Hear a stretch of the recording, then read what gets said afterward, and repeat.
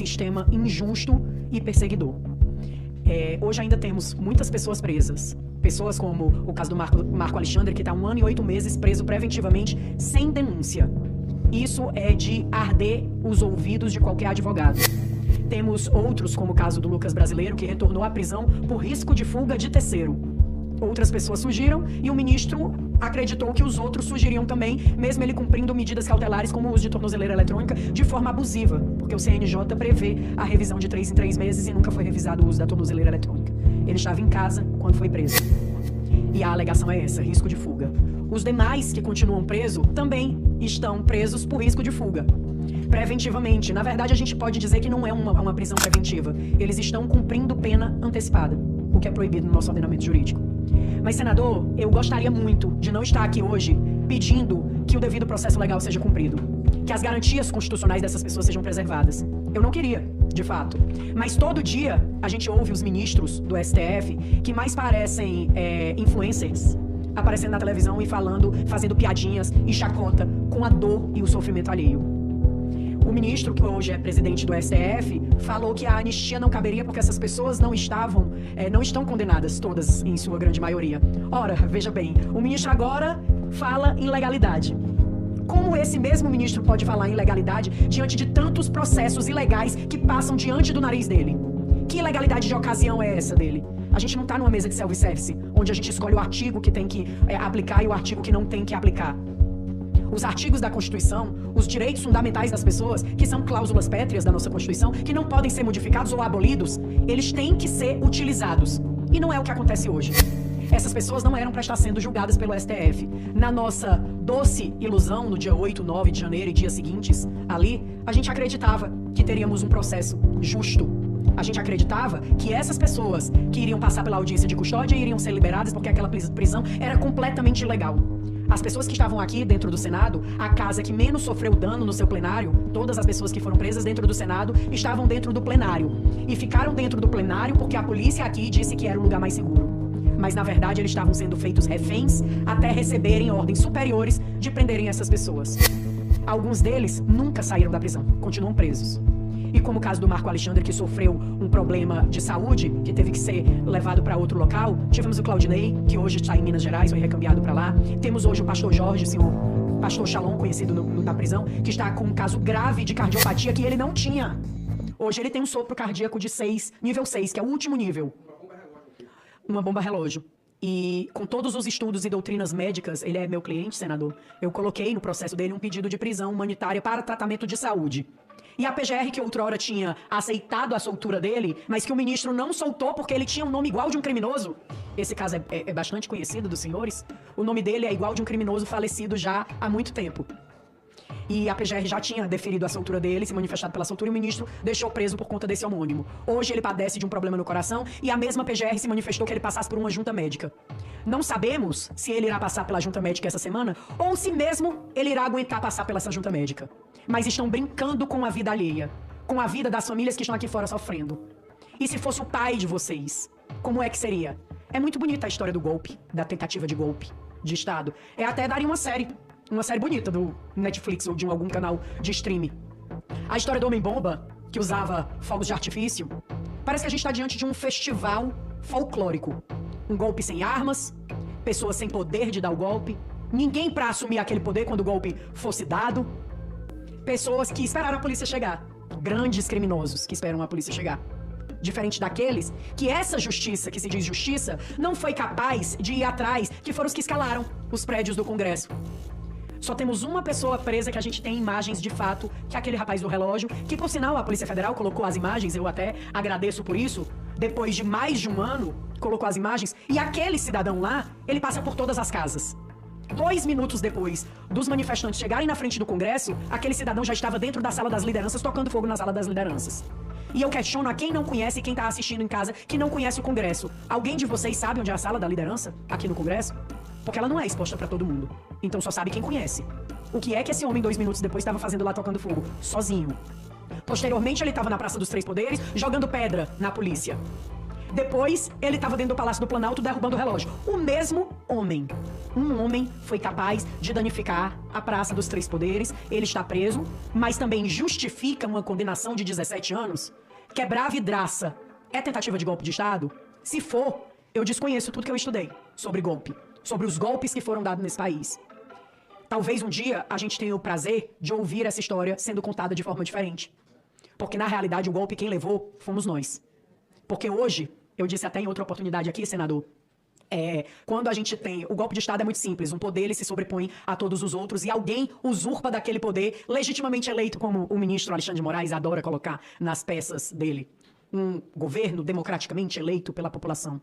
Mas o ministro Alexandre de Moraes não diz que ele que está usurpando esse poder.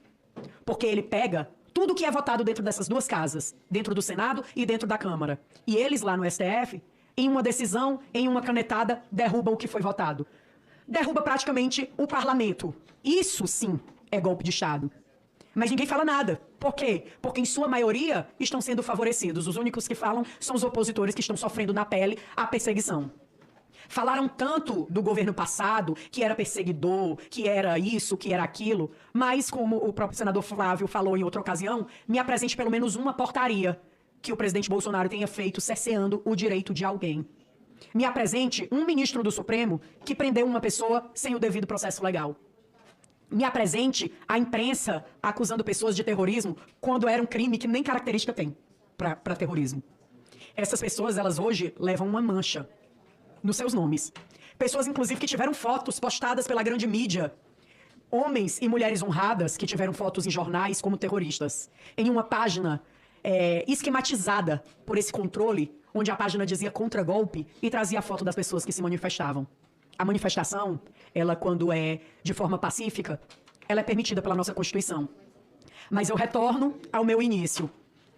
Essa Constituição, por esses ministros, está sendo escolhidos os artigos que podem ser usados e os que não podem. Os artigos que eles querem, que eles se afeiçoam. E aí a gente vê essas aberrações acontecer com essas pessoas. Mas é muito bonito dizer que estamos defendendo a democracia e dar discurso, como a gente ouviu do ministro Alexandre de Moraes essa semana, queriam explodir o STF com fogos de artifício. Só acredita quem não lê. Ou quem só lê a chamada, né? Que isso a gente costuma ver muito nas redes sociais. O povo só lê a chamada da matéria e não lê o que é que tem ali. A pessoa com fogos de artifício, um rojão na mão, ela teria a capacidade de explodir o STF? Será? Ou explodir qualquer prédio que seja? Será que isso aconteceria?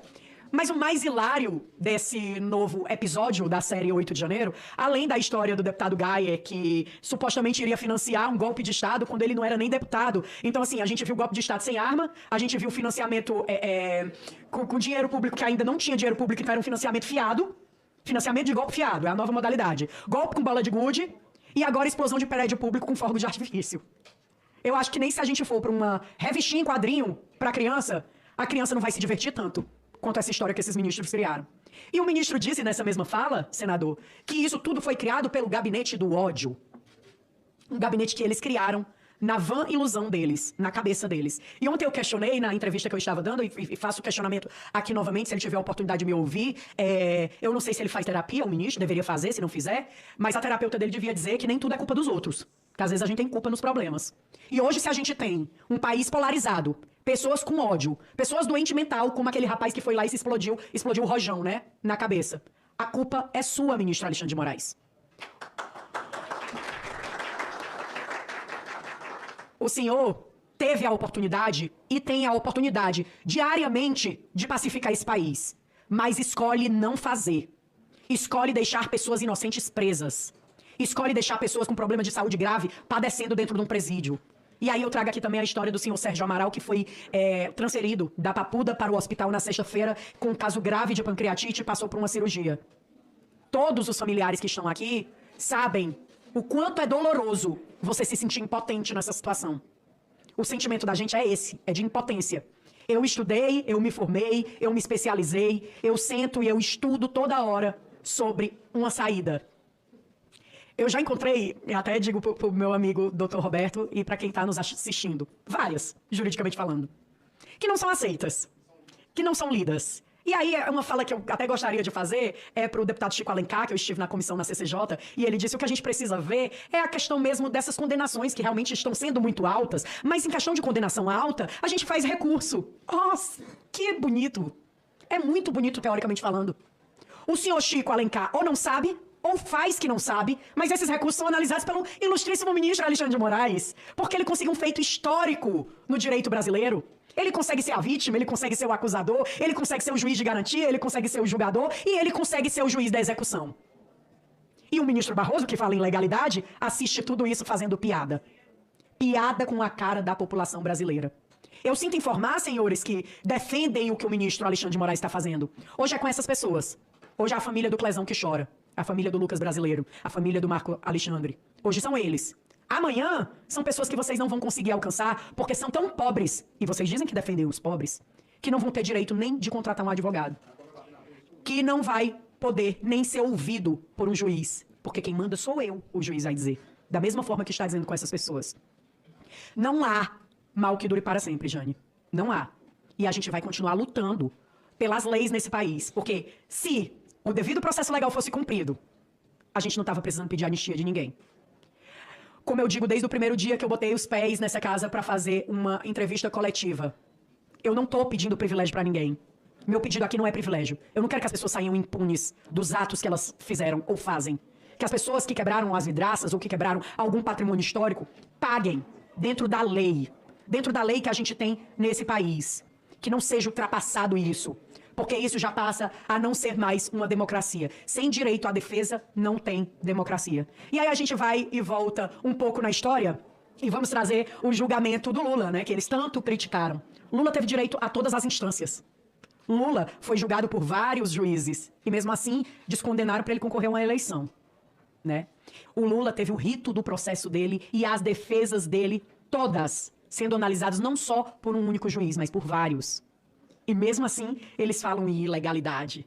É muito bonito o discurso de vocês. E agora vem pra prática. Cadê aquele pessoal que defendia direitos humanos? Direitos humanos, porque vocês que são contra os direitos humanos. Cadê esse pessoal quando Clesão morreu? Alguém dos direitos humanos foi visitar vocês lá na casa de vocês? Mas se fosse um bandido, tinha ido. E quando a gente faz essa crítica, que é uma crítica que é real, dizem que a gente está dizendo que os direitos humanos é seletivo. Agora me responda, depois de mais de um ano, os direitos humanos é ou não seletivo?